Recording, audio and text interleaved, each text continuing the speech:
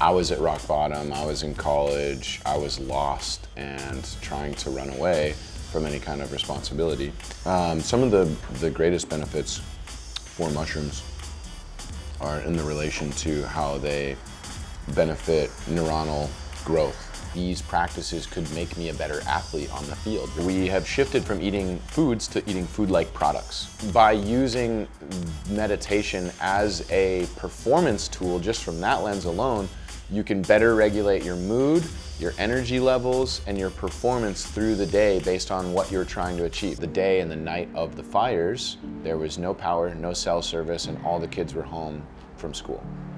And the residential areas that burned predominantly had a lot of kids that were in the homes. Yo, what's good, tribe? Welcome to another episode of Young, Black, and Vegan. I'm your host, Keith Terrell. Now, it's a special episode. I am chilling in, not even chilling, I'm in Maui with my bro, John Kempf.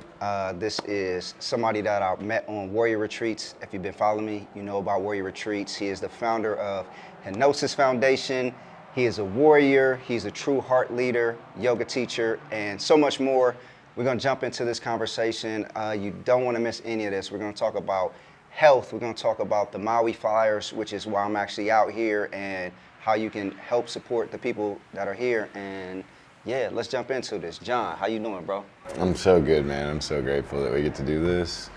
It's been a beautiful opportunity for me to step back a little bit over the last couple of weeks from the volunteer efforts with the fires and spend some time with some family, Keith and a couple others that have come down here to visit, to support me, to support Maui and the people. So it's really nice to have this opportunity to reconnect and recalibrate in the moment. Yeah, bro. So first of all, where are we at right now? And tell me about this place, the food.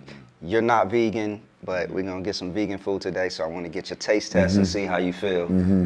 I do love vegan food, and there's a strong vegan community on Maui.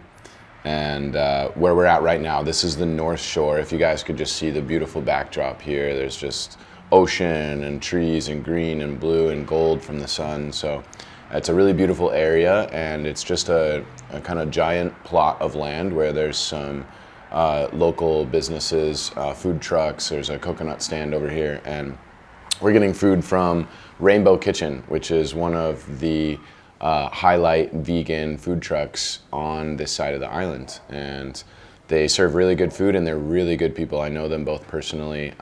They're good friends, good-hearted people, and everything that they do is really homemade, authentic, from the land, locally sourced as much as possible. And yeah, so they're the rave of the town for the vegan community out here. Yeah, so I actually stopped here yesterday and had the burrito, which was like, it was the best vegan food I've had so far since I've been here. So I'm looking forward to see what they bring out today and diving in. But let's talk about you. Tell me a little bit about your background. Who are you? Tell me about the Henosis Foundation and why you started that. Yeah. I'm a strength coach and a yoga teacher, as you mentioned, and my background is in kinesiology, exercise science, motor learning, human development, how the brain and the body work together, how we grow, how we move, how we learn. Absolutely fascinating to me, anything in the realm of health and performance, how to optimize human function. You know, what is the potential? What is the capacity for the human organism? And we don't know. It's continuing to expand, and I think that's one of the most interesting things to study. I'm most passionate about learning about. And then, you know, tying in that athletic performance exercise physiology with the kind of Eastern philosophies and practices that I started implementing in 2013 is when I started teaching yoga. And it was just a beautiful synchronistic period of time where I was at rock bottom, I was in college, I was lost and trying to run away from any kind of responsibility. And I recreationally took mushrooms with some friends, and higher self came in. I had a very clear, audible channel of my ideal self, my kind of guiding light, if you will, as a guardian angel, that voice of consciousness that is me, but is that transcendent version of me in that sense. That's what it felt like. And it was a scolding. It was, stop fucking around, put your pants on, grow up, you've got purpose, it's time to get started. And it was like, it really rattled me. I was like, holy shit, there's a whole nother reality that is existing in unison with ours that I wasn't aware of, but is very much there. And that felt more true than most everything I've experienced. And it reminded me of a connection I had when I was younger that was there, and then I disconnected from it because of a lot of family trauma. And so it was a reconnection to that source of intelligence moving through me. And it was definitely a scolding. And so from there, I started cleaning up my life. I stopped drinking. I started eating real food. JERF, just eat real food. That's the nutrition philosophy I use with my clients. And right at that point in time, I started journaling. I started eating real food. And then about a couple months later, synchronistically, my boss came up to me at the time and he said, hey, the rec center where I was working, the college recreational center and weight room, they were looking to bring more male presence into the yoga classes. And so they wanted to instruct some male yoga teachers. And so they certified me for free, and that was kind of the initial diving in point for my entry to yoga. Nice. We're gonna talk some more about that. I see we got some food coming in. You can bring that in. Ted. Gee. Yes, sir. Thank you, bro. Nice. Oh Ted. my God. This is Ted. This is the owner of Rainbow Kitchen. What do we got here, Ted? So we have an omelet here, and then we have a mighty bowl here with homemade seitan, and this is polenta. And then the omelet we made from avocado topping that, and it's a mung bean, sprouted beans that we use, and also the split mung bean to get the texture like that. And then the tacos with jackfruit. Let's dive into this food real quick, and then we'll keep talking about your story, and let me know what's your rating as a non-vegan. Okay, yeah. Vegan tacos and vegan omelet.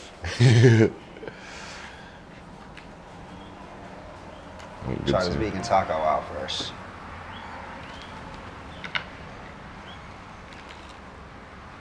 I'm telling you, those tacos are flame. That's good.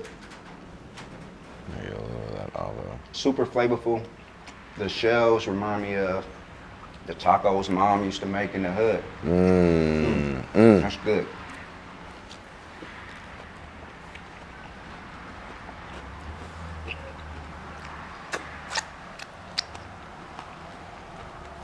Thoughts? It's got a good spice to it. And the mushroom in there gives it good body. And the omelet itself is like perfectly cooked. The texture is I gotta try this vegan omelet. light and fluffy. It's really good.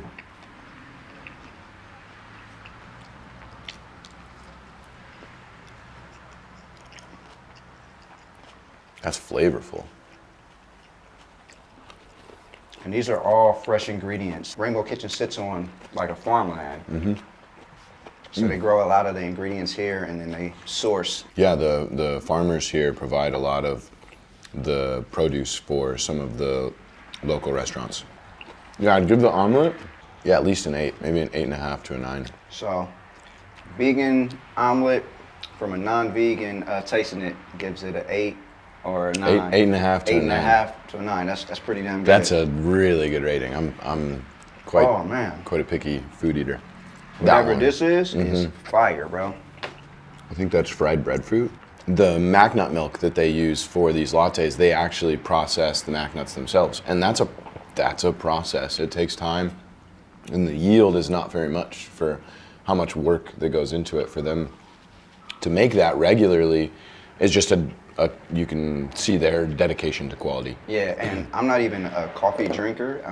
Like I'll drink green teas, some matchas, but this is fire. Jeez, man. And you know, they got some, I believe, some lion's mane mushrooms in here, some reishi mushrooms, if I'm saying that right. And can you talk about like the benefits? You mentioned taking some mushrooms and going on the journey, but just mushrooms in general have a lot of health benefits, right? Some of the greatest benefits for mushrooms are in the relation to how they benefit neuronal growth and neuronal activity. And it's really interesting if you look at a picture of mycelial network, the root system essentially of mushrooms. And then you compare it to a picture of neuronal networks in the brain and the different synaptic connections and neurons and the pathways, and they look nearly identical. And so it's just really interesting how the communication system works for mushrooms through that mycelial network in a really similar fashion to how it works in the brain, in the neuronal network. You know, like, without having to get too heady into the actual peer-reviewed scientific research around the exact specific isolated benefits of this efficacy of a dose over this period of time, just looking at it from the most broad, simple perspective of, you know, this is an old adage of eating foods that look like certain body parts to help nourish that body part, like eating walnuts for brain health. And so just thinking about eating something that has, you know, an identical, very similar, you know, structure as the brain, to me that seems like enough of a connection there to explore it, if nothing else. And then all the research now that's coming out on mushrooms, and they have, you know, all these other benefits for brain health and prevention of neurodegenerative diseases, which, you know, if you're growing your brain, you can't really necessarily be decaying it, breaking it down at the same time. So there's a lot of implications, positive implications for the use of them. And I think we're just, with a lot of the adaptogenic herbs and stuff that have been around, I mean, the peer-reviewed research on those is only a few decades old at best. And break down adaptogenic herb. What is that exactly? Yeah, adaptogenic is something that, you know, I was actually just explaining this yesterday a little bit. To me, again, just looking at it in the most simpler perspective to teach someone else is, it's something that has a variety of benefits depending on what the body needs. It will help to balance out or provide some health benefit for that person. So, and a lot of it is really just through regulation of the nervous system, regulation of the autonomic nervous system. So you've got better balance between your gas and your brakes, your sympathetic fight or flight, and your parasympathetic rest and digest. So adaptogenic usually just helps you to regulate your autonomic nervous system better, which, you know, we could even talk a little bit about the HPA axis, the hypothalamic pituitary adrenal axis. It's where the hypothalamus, pituitary glands, and the adrenals it's the network, kind of the headquarters where they all function together in the brain. That signal goes out then to those organs. And the regulation of your nervous system is important, and the regulation of the HPA axis is important because it's kind of like the kind of like core center. If that gets out of balance, everything else starts to get out of balance outside of that. So adaptogenic herbs help to regulate the autonomic nervous system, bring balance to the HPA axis, and keep you in a more regulated state, more sustainable regulated state. Okay, nice. So break that down for a 5-year-old. Yeah. Like, what exactly does that mean, and how can people like use it to their benefit in their like day-to-day lives? Mycelial network, neuronal network, taking mushrooms helps increase brain activity, even just at the most general sense there. And so it's like, if you want to have increased focus, increased learning, increased memory retention is like one of the big areas of study in this. You know, just if you're looking at, you know, using your brain for some kind of like academic function, it's really helpful for helping you to increase focus and flow and cognitive performance, I think, is probably the best general term that you could label it. I'm thinking about this taco. Yeah, knock that taco out. Yeah, that's all you.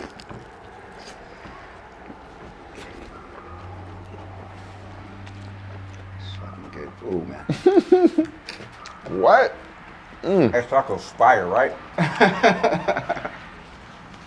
Oh my God, dude. Good stuff. Oh, I haven't had one of these in a long time. That little smoky, barbecue-y. Oh! And what I really love about like this and eating this type of food, none of this stuff feels heavy.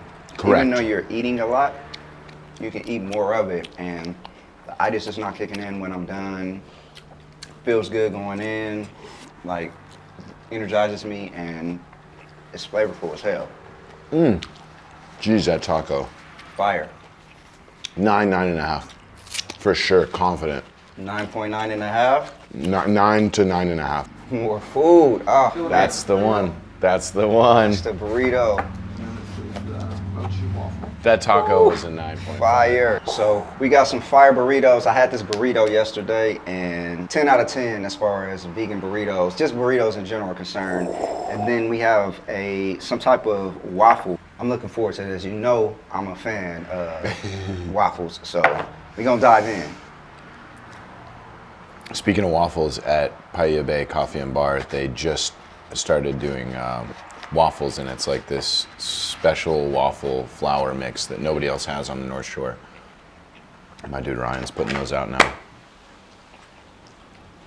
10. 10. Yo, this waffle right here, that's fire. It's almost like a Rice Krispie treat, Flavor-wise?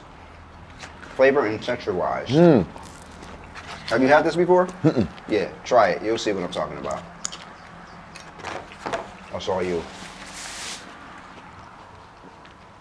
Oh my God.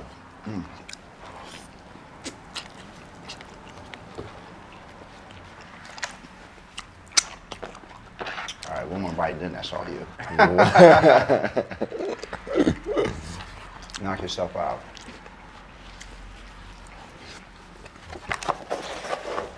So good, man.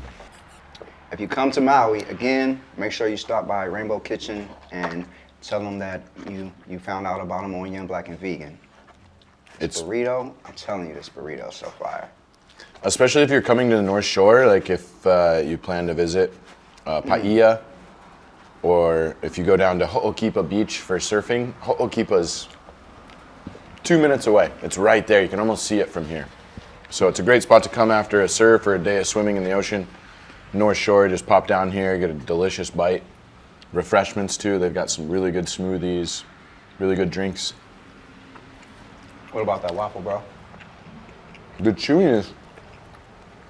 Am I tripping? It's like Rice Krispie treat, It totally is. right? On a scale from 1 to 10, we know what your individual rating was on those items. What do you give this spot?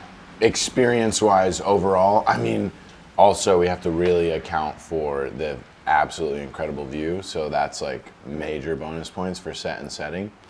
Again, with the environment in mind, a 9 minimum. Minimum. 9 to a 9.5. 9 minimum. So for me, hands down, the best vegan food that I've had on the island. I've been here for like a week now, so I highly recommend it. Young Black and Vegan recommends Rainbow Kitchen. But let's finally What get would in. you give it? 9.7, 9.8 for sure. Jeez. Good stuff. That's Good stuff. coming from the legend, Yeah, guys. I would huge. not tell you otherwise. I would say if it was a 5, 6, or 7, you would see it in my face. Actually, I can't like Facts. hide what Facts. I really feel. So Facts. I really want to talk about and have the people know like what it is that you do. What's the Henosis Foundation, and again, and why you started that. Just to piggyback off of our prior thought stream, did mushrooms, had an awakening, started growing up, taking care of myself, yoga, journaling, and eating real food. I was already an athlete. I was already training. It just was training for fitness and performance rather than health and wellness. And so I started training more holistically starting in 2013 and incorporating yoga and just starting to learn more about epigenetics and nutrition science and lifestyle design and how sleep and stress management and regulation of the autonomic nervous system, like we were talking about earlier, influences absolutely everything that you do.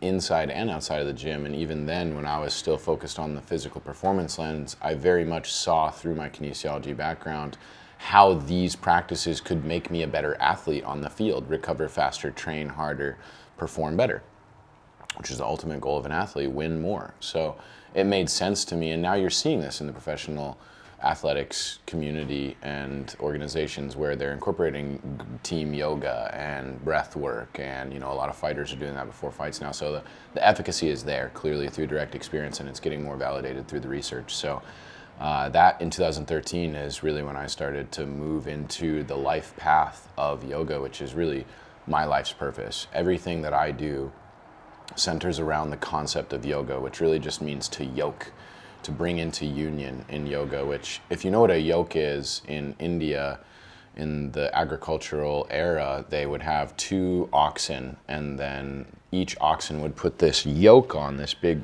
harness, and then they would have this T-bar that would help to pull the plow. And the yoke was what was used to create this uniform movement between the 2 oxen, so that way the plow didn't turn left or right. And that's the representation of the masculine energy and the feminine energy within us all. And yoga is the tool to bring us into balance and harmony, so that way we can get the plow to go straight.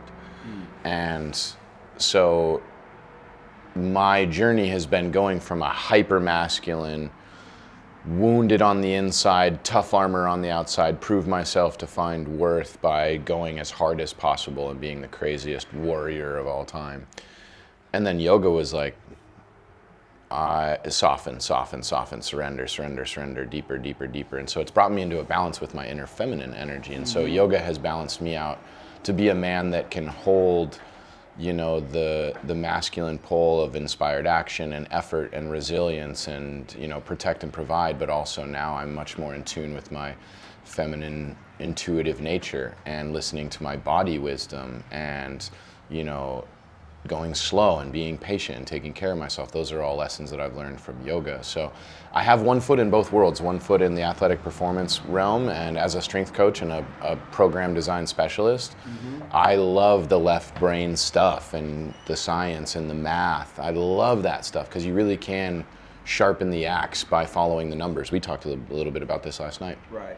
And then the other side of it is the Eastern philosophy, there's nowhere to go and nothing to do, you're already there. This non-dualistic perspective of you perceive the world as a spiritual being inhabiting a physical vessel within the constructs of this third dimensional time-space reality, but you are not that in the world, but not of it. And yoga has really brought me into that deeper understanding of who I am beyond John, the strength coach. It's really given me that opportunity to see life like the quote, I am not a human being having a spiritual experience, I'm a spiritual being having a human experience, which I think is really necessary for people to find. In yoga, the goal of yoga is to reach moksha, liberation, to find freedom. And freedom is the acceptance and surrender to what is without any attachment or condition to it, expectation of it. And that's what yoga is, a tool to help you, to teach you that, how to embody that state of being, Ishvari Pranidhana in yoga, self-surrender to the transcendent all that is. So it's this beautiful balance that I live in, this dance between the esoteric, philosophical, holistic, spiritual perspective, and then the grounded, practical, strength coach, physical aspect. How can we take this divine message and practically apply it into the mundane physical material existence that we have? First the ecstasy, then the laundry. How can we take that wisdom and integrate it and embody it in a way that teaches others through your actions rather than your words, which is the empowerment, the permission slip for them to do the same. And so Henosis Foundation is really what I've moved into for my career. Starting in 2017, long story short, I was in meditation and I got this download, this audible message again, which is how it comes through for me. Henosis. It's like, what is that? And Henosis. Google Henosis. Ancient Greek word for mystical union or universal oneness. It's the ancient Greek word for yoga, for samadhi, merger with the transcendent all, the oneness that is and connects all things. And it was a truth frequency. It just resonated and it just was a knowing. And since then, that was 2016, 2017, 7 years later, this vision has unfolded with more and more clarity about how I am inspired to create a blueprint, a pathway for people to have this experience, this direct experience of oneness. So the oneness is the end destination, and then the lifestyle habits and disciplines that you implement are the process-oriented goals to get you there. And so essentially, I just have merged athletic performance training and nutrition coaching and mindset lifestyle design coaching with yoga, qigong, meditation, and teaching basic foundational principles of spirituality. Moving the energy up the spine, the meridians in the body, the energy centers, the chakras in the body. Teaching some people a fundamental structure that they can use to go inside and feel that feeling. You model it until you can actually directly experience it, and then once you've got it, you don't need the practice anymore. Like the quote by Lao Tzu I love so much is, when the student is ready, when the student is ready, the teacher appears. When the student is truly ready, the teacher disappears. That's that second piece of the quote that most people miss, because that's the art.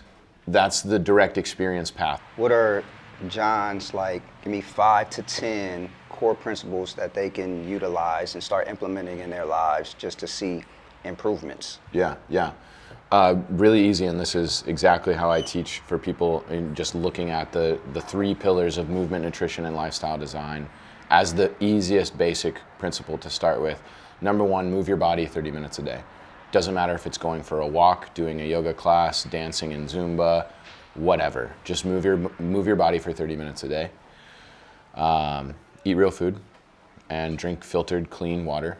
Okay, and break down the eat real food for me.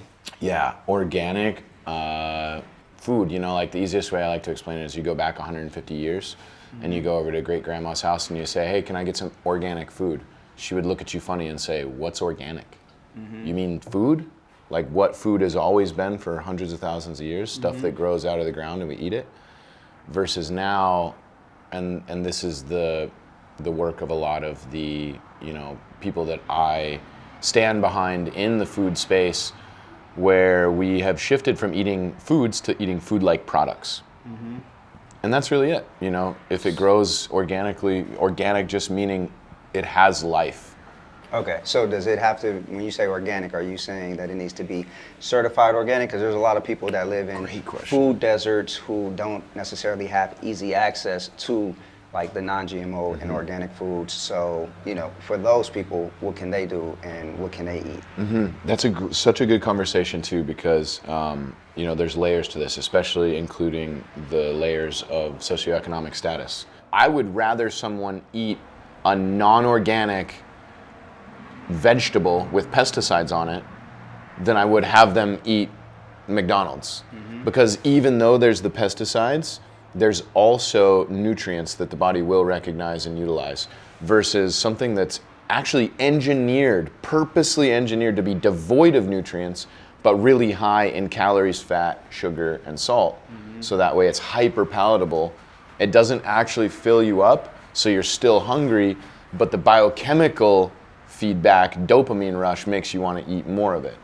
So not only do you not get nourished because you're not actually getting any nutrients in, but you're creating this, you're reinforcing this dopamine pathway to experience peak pleasure that then makes you want to repeat that experience over and over again. Just like any other addiction, it's a very similar intent, is to get you addicted to the food, so you keep coming back and buy more food. It's genius for a profit model. $3.29 for a double Big Mac, and it's like you actually break it down, and the nutrients that are in the bun and in the burger are there's just nothing, versus the same price worth of $3.29 of broccoli.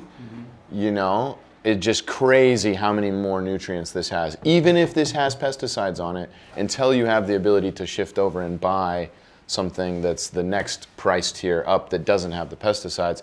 That's even better than at least no nutrients. To break that list down, it's number 1, movement, at least 30 minutes a day. 2, eat real food. And then 3 was? Clean filtered water. Clean filtered water. Yep. And then I would add to that list meditation, of any kind, which really sit down, be quiet, and breathe. What are some of the benefits of meditating? Because I practice meditation. It's been, I think, about like 4 years since I've been practicing transcendental meditation. I've definitely seen and experienced and noticed the change. But for somebody who is new to it and like, how do I meditate? Like, what are some of the benefits that you can get from meditation? The number one thing for people to do as far as a process or a technique is the 4-part breath. All you need to do for meditating for the rest of your life, even after 10 plus years of meditation, serious meditation and yoga practice, it's still the same exact technique. Breathe in, pause, breathe out, pause, repeat. What I like to do to bring some structure to it that allows the mind to stay on a thread so you don't get as distracted is add a count to your breath. And so I call this the 4-part breath. I didn't invent this. This is old stuff. Inhale is the first phase of the breath. Pause is the second at the top with the lungs full, breath retention. Exhale, and then pause at the end of the exhale when the lungs are empty, and retain the breath. And so you've got an inhale, pause, exhale, pause, inhale, pause, exhale, pause. And then I like to add a ratio to the actual count. So a 2-to-1 ratio of breaths to holds. So if you inhale for 2, you would hold for 1, exhale for 2, hold for 1. Inhale for 4, hold for 2, exhale for 4, hold for 2. Inhale for 6, 3, 6, 3, 8, 4, 8, 4, 10, 5, 10, 5. You can keep going up in that fashion, depending how deep the breath is and what the intent of the practice is. The point is that you're going to create rhythmic stability within your nervous system through the breath, because the breath, which we have conscious control over, regulates the autonomic nervous system. Breathe in and out of your mouth really fast for 30 seconds. See what happens. Do you rev up or do you turn down? You rev up, right? Think about exercise versus thinking about deep, slow, long woo-saw. In and out of the nose. It's very turned down regulation. And so your breath is really your gas pedal and brake pedal. And the easiest way to practice meditation is to add that layer of breath count into your practice. So that way when your mind wanders, I forgot to feed the cat. 1, 2, 3, 4. I got that appointment later. Hold. 2, it just allows you to keep coming back to something that's constantly on repeat. So that to me is the easiest way to implement that technique, and as a benefit of what the Heart Math Institute likes to call breathe rhythmically and evenly through the heart every day. That's their acronym. And so rhythm is something that's continuous, like a sine wave, which a 2-to-1 ratio would create that. Rhythm evenly is also make sure the inhales and the exhales match and the holds at the top and the bottom match. And then through the heart is breathing from the center of the egg of the torso out in 360 degrees, really just and get a big, full, deep, expansive breath. And I actually like to cue the elevator breath where you're breathing from the belly into the ribs, up into the upper lungs and the chest, and then back down again while you're implementing that 4-2-4-2 technique. But breathing rhythmically and evenly through the heart every day, getting those full 4-2-4-2 down regulatory breaths will turn down the nervous system. So as an effect of down regulating your nervous system, activating your parasympathetic nervous system, you decrease blood pressure, you decrease heart rate, you decrease serum cortisol levels. As a byproduct of decreasing, and really this is a larger concept to touch on in the moment, is fight or flight, sympathetic, is a catabolic state. You're actually breaking down muscle and resources to mobilize them to use as fuel in that exact moment because you need it. But if you go too long on that state, that's when you're atrophy, muscle wasting, adrenal fatigue, and so on. Parasympathetic is rest and digest. That's your green light. That's your anabolic growth phase. And so we want to be in a growth phase as much as possible. Obviously, stress is really good. Let's build up a capacity and a resilience to stress, but then let's recover from that. And that's really what training is about, it's about leaning into the stress, finding your edge, coming back in, resting, recovering, find your center. Stretch out a little further, come back in. So by using meditation as a performance tool, just from that lens alone, you can better regulate your mood, your energy levels, and your performance through the day based on what you're trying to achieve. If you're trying to rev it up, breathe faster if you're trying to turn it down, which I recommend most people do a lot of because we're so wound up all the time, then by breathing rhythmically and evenly through the heart every day in full capacity, nice and slow, in and out of the nose, you'll naturally downregulate your nervous system. In the research shows in as little as 6 breaths. And that's in an untrained individual. With a trained individual, it's even faster than that. But if we look at a breath count of 4-2-4-2, that's a 12-second breath, 5 breaths, 60 seconds. So in theory, in 1 minute of downregulating your nervous system through deep belly breaths, you can decrease cortisol, decrease blood pressure. In 1 minute, you know, think about you get cut off in traffic, cortisol, and then you think about that person all day long. You know what's funny? I was on the way here this morning, and a semi-truck pulls into my lane to turn, and they ran me off the road on the way here, and there was a tree hanging out over the shoulder, and I ran into it, and it cracked my windshield. Wow. On the way here. Yeah. I stopped in the middle of the road, and I was like, are you kidding me? But I was downregulated. I didn't even remember it until just now, but it's like, what can I do in that moment, at that point? It's already happened. I can spike my blood pressure, create inflammation in my body, or I can Ishvari Pranidhana, self-surrender, accept what is, regulate my nervous system, keep breathing, and not be reactive and affected by, and stay in my center. It's something as small as that little example.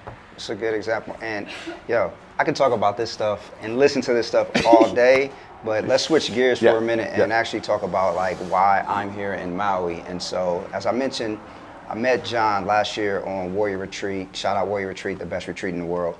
And he lives here in Maui. And so, as we all know, the fires happened and they were devastating. So, can you just kind of like walk me through that day, what happened, and why you stepped up as the leader to just lead the efforts? And you know, you were a bit overwhelmed, like running the show, so you sent out the back call, asked for a couple other warriors to come out and help. So that's actually why I'm here, and you know, I want to highlight like the devastation and what's still going on and what can people do. Yeah, so the first day the fires started, we got a group text in our community WhatsApp thread. And I'm in a men's circle out here on Maui. I've got some really close brothers. We meet regularly, and we have you know, really potent talks that help us to become better men and better providers and supporters of the community. And when the fires started, one of the guys in our group thread texted, hey, there's fires up country, you know, there's fires over in Lahaina. And so Anthony and I, you met Anthony, we hopped in the car, we drove up. Everybody was meeting at Anahea Chapel, this church up country, and they opened up the industrial kitchen and they were pumping out hot meals so that way we could send meals and water over to the people that had had their homes burned down and were displaced in the immediate moment. And so we loaded up the car with a bunch of meals. We were going around to some of the churches where people were like letting people come to stay, kind of like opening up their doors as a shelter. And it was incredible how fast the community mobilized. People started they were going to the stores and loading up pallets of water, coming and dropping it off at the churches and the safe houses, and we were going around delivering meals. And there wasn't much that happened that first night. Everything looked okay in the moment. That was that first day, and we didn't really know at that point how bad it was. We ended up on that second day down at Maui Harbor, and it's a really pivotal logistical point because where Lahaina is on the very west side of Maui, you can only access by a 2-lane highway. And Maui Harbor is the last point where there's like a community space, parking lot, and buildings and stuff before you go around the highway to the west side. So it's the first thing that you would see coming off of the west side, and the last thing you would see going into the west side. So we decided it was a pivotal point to store supplies and then load up cars there from central Maui and then head them out from there, either up country or to the west side. So that was the plan. Hungry Heroes of Hawaii is this organization out here that started during COVID, founded by Steve Calkins, and they basically have been working directly with local farmers to deliver produce to kitchens and restaurants to cook, and then taking those meals and delivering them to families, to homeless people in need during the COVID times. And then when this hit, they were already assembled and ready to go. the communication from the top down was negligent at best, if not present at all. And so any of the local law enforcement that were running the police barricades or the checkpoints, they had no idea. We would get clearance from the EOC, from the authorities above. They were supposed to call down to the local enforcements. They weren't. The local enforcements weren't letting us go. They'd let us go one day. They wouldn't let us go the next day. Then we needed a placard. Then we didn't need a placard. Started to feel pretty Dr. Seussy.